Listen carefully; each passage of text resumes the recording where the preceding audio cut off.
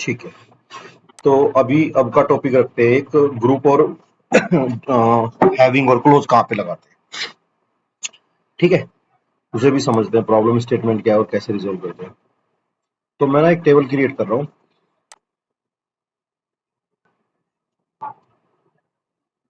तो table create कर रहा हूँ ये वाली, ये मैं इसको रख लेता हूँ, आपको दे दूंगा आज।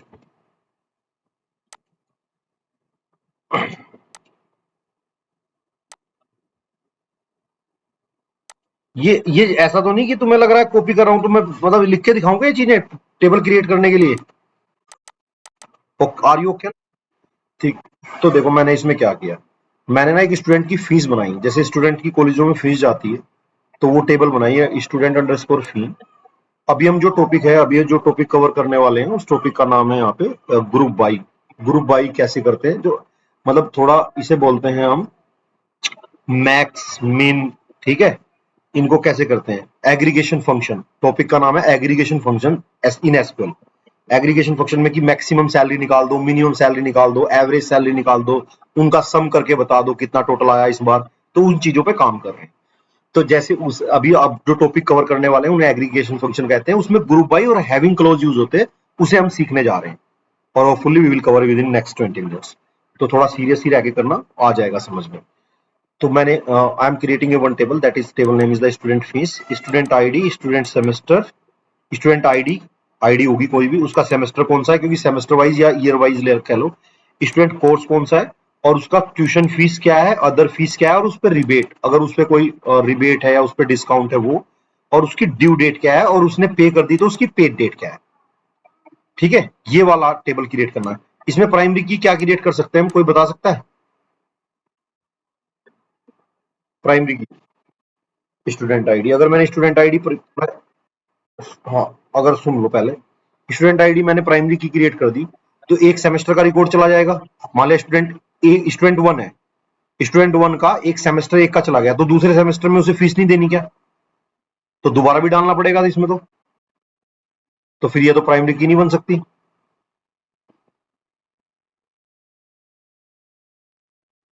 करेक्ट। ये यहाँ पे अगर आईडी और सेमेस्टर कंबाइन करके बनेगी, वो यूनिक होना चाहिए, एक आईडी का एक सेमेस्टर का रिकॉर्ड जाना चाहिए।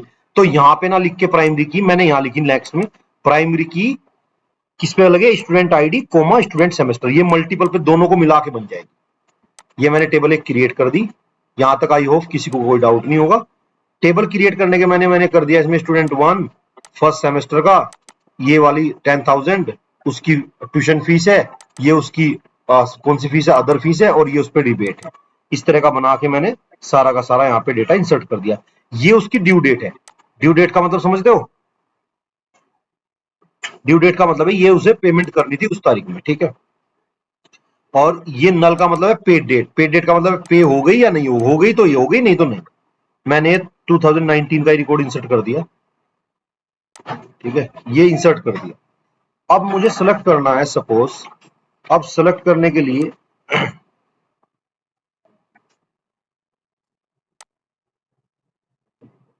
ठीक है,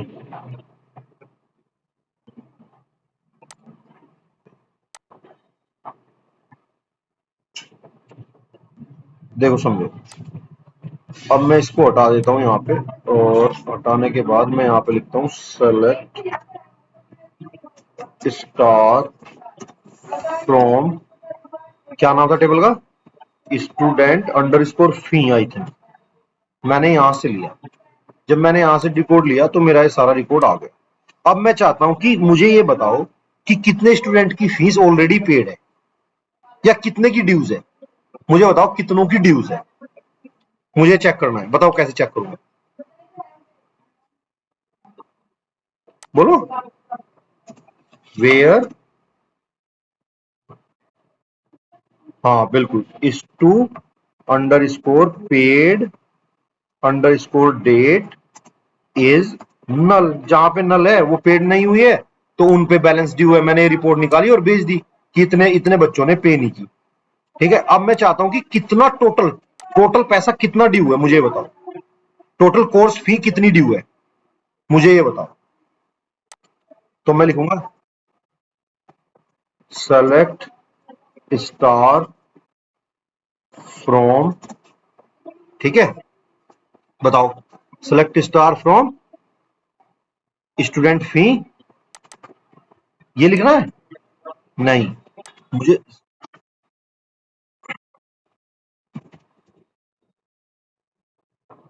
स्टूडेंट अंडर स्कोर,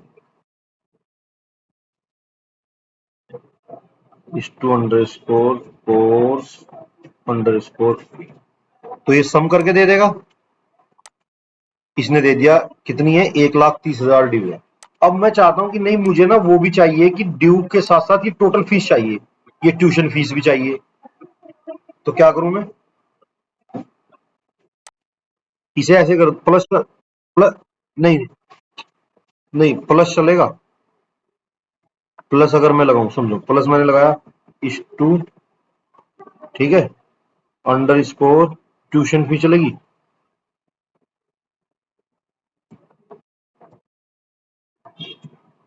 है, हाँ मैं कह रहा चलेगी, पहले चेक करो। हाँ है ना, चल गई यार ये तो।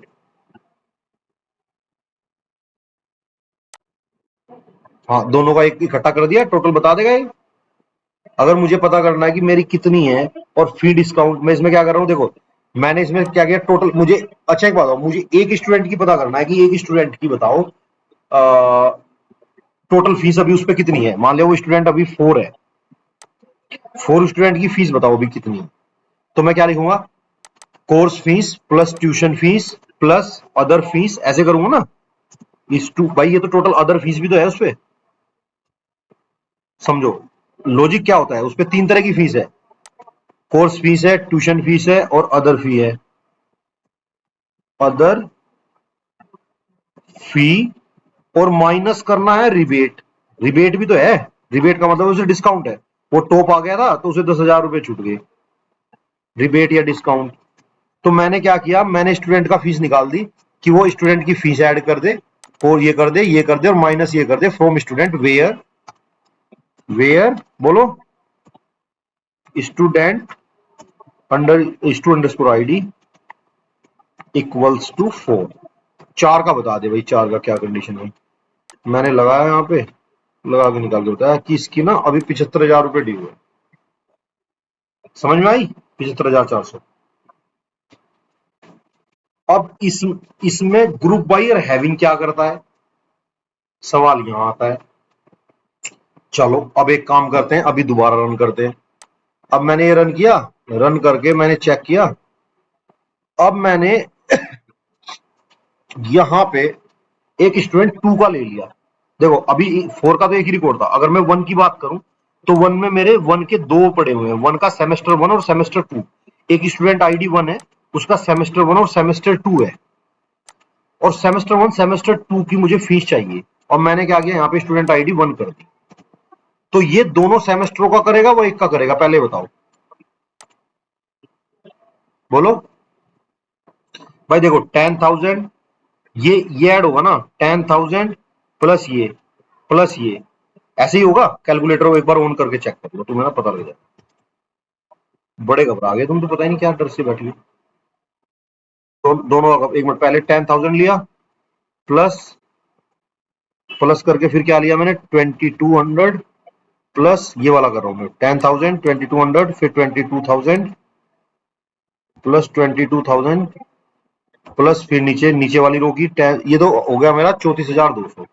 ठीक है, अब मैंने किया 10,000 प्लस 2,200 प्लस 25,000, ये वाली ड्यूज है टोटल कितनी है, 71,400 रुपए।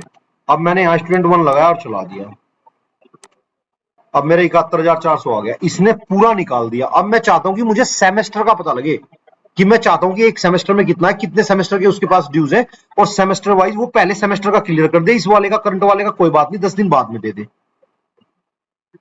तो फिर मैं कैसे करूं, तो मैंने सम तो लगा दिया एज ए फीस, ये लगी मेरी, ये लगा दिया मैंने ड्यूज, ये लगा दिया फी अंडर स्कोर ड्यू, ये बना दिया कॉलम। तो यहाँ पे सम में आके क्या आएगा, इस कॉलम का नाम क्या रखा जाएगा, ये रखा जाएगा फी ड्यू। और अब मैंने सेमेस्टर भी लगा दिया कि भाई सेमेस्टर भी लेके आए, वो क्या लेके आए, स्टूडेंट अंडरस्कोर सेमेस्टर। तो मैंने लगा दिया यहां स्टू अंडरस्कोर सेमेस्टर भी लेके आए। समझ में आई हाँ या ना? अब यहां देखो, अब देखो रिकॉर्ड क्या आना चाहिए, 1 और 2 आना चाहिए, और उसके 34,000 थे और इसके कितने वो आने चाहिए। क्लियर? अब मैंने रन किया तो ये क्या देगा आउटपुट, बोलो। इसका ऐड कर लेता हूं मैं, चलो यार, ये हो गया 10,000, 32, 34,200, ये आंसर देगा? ये नहीं देगा, और ये एरर भी देगा।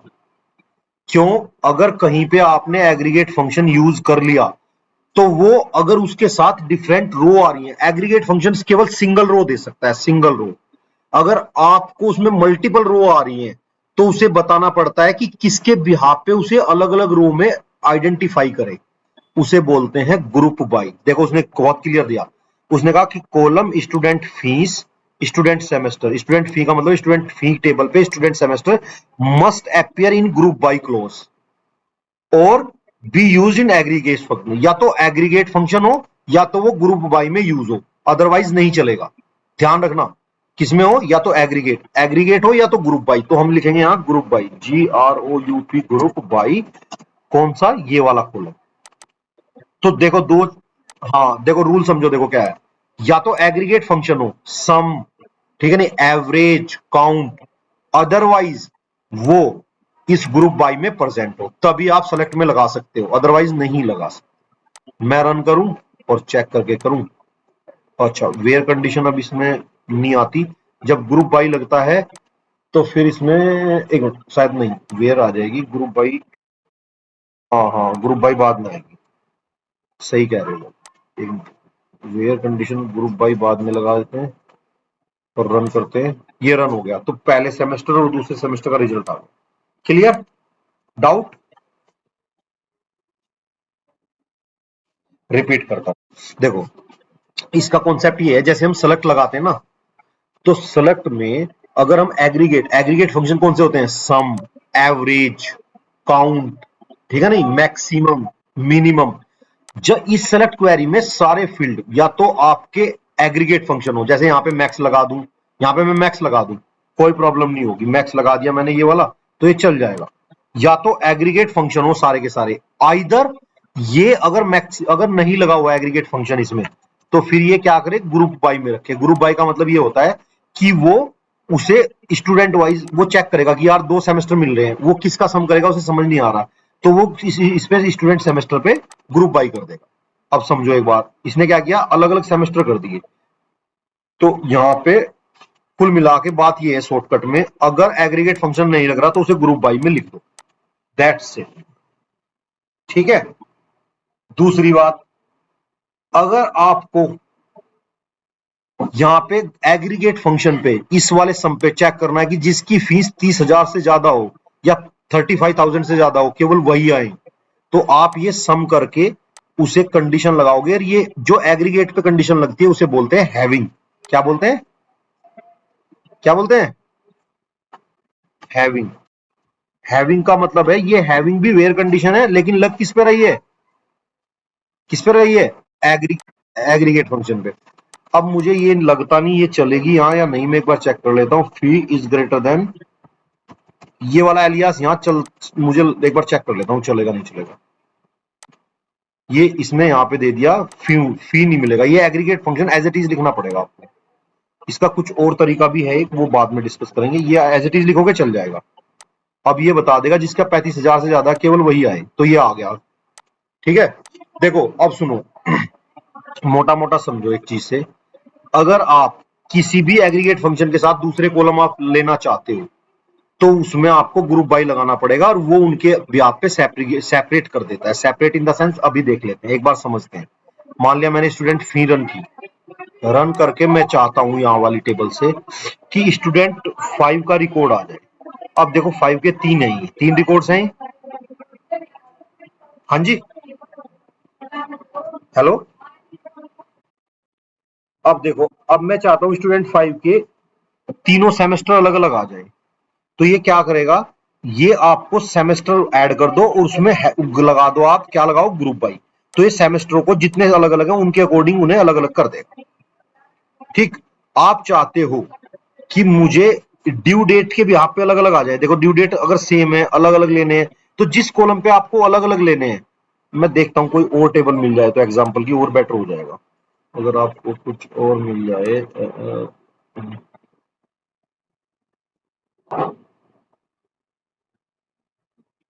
अच्छा,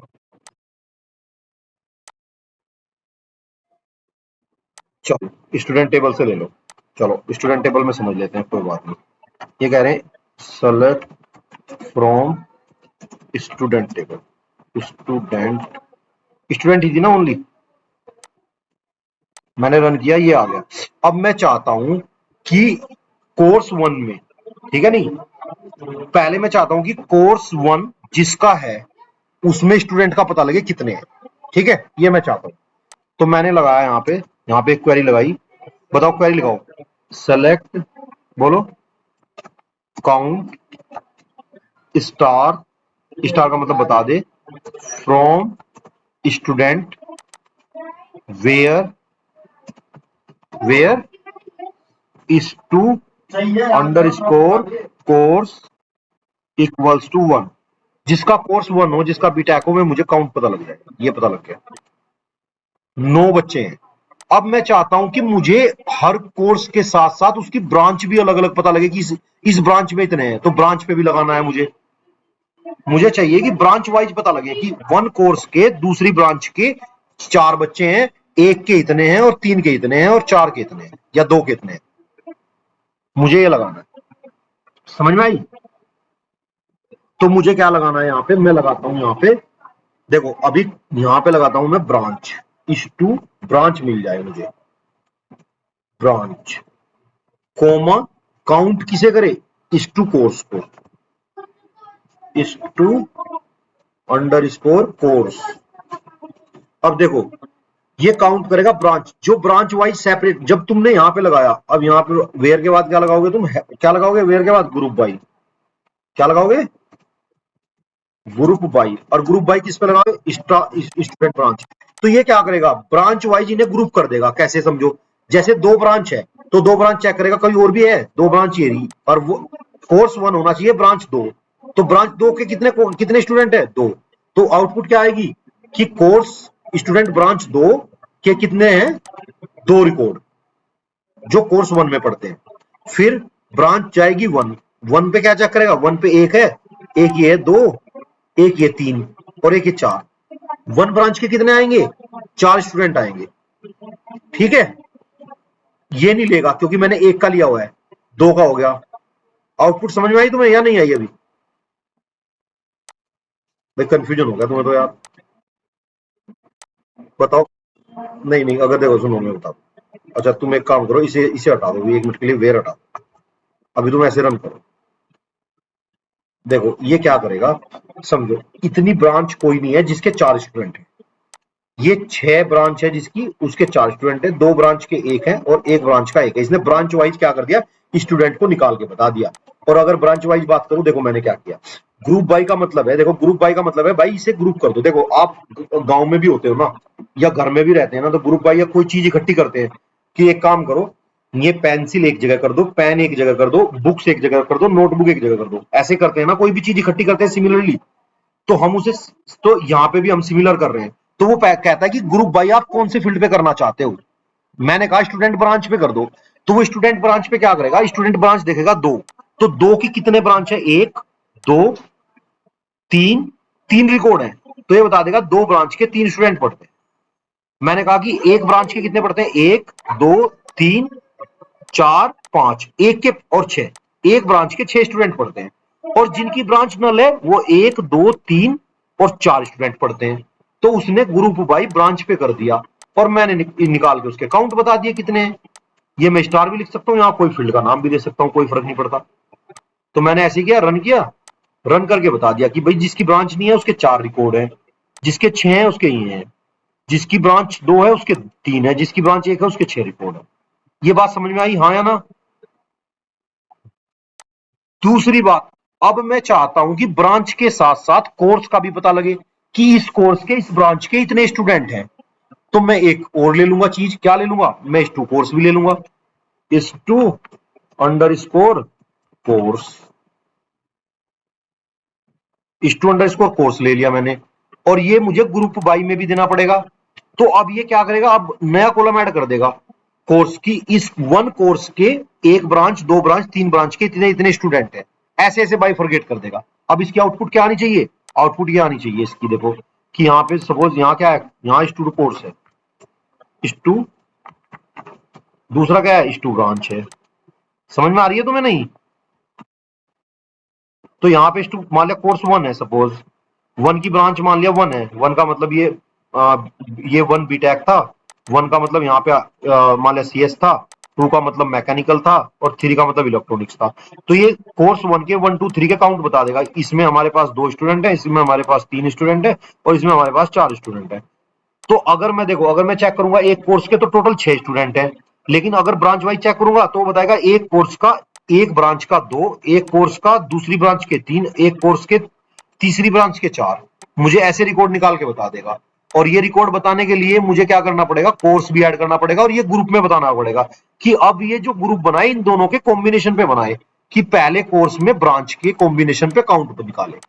और ये यहां निकालेगा तो ये बता देगा। अब देखो अब क्या बता रहा है कि पहले कोर्स का एक ब्रांच के 6 स्टूडेंट है, तीसरे कोर्स के कोई ब्रांच नहीं है उसके 4 स्टूडेंट हैं, और एक कोर्स का दूसरी ब्रांच के 3 स्टूडेंट हैं। समझ में आई ये कहानी, हाँ या ना? तो हमने इसको ऐसे समराइज कर दिया, इसको ग्रुप बाई कहते हैं। कंफ्यूजन है?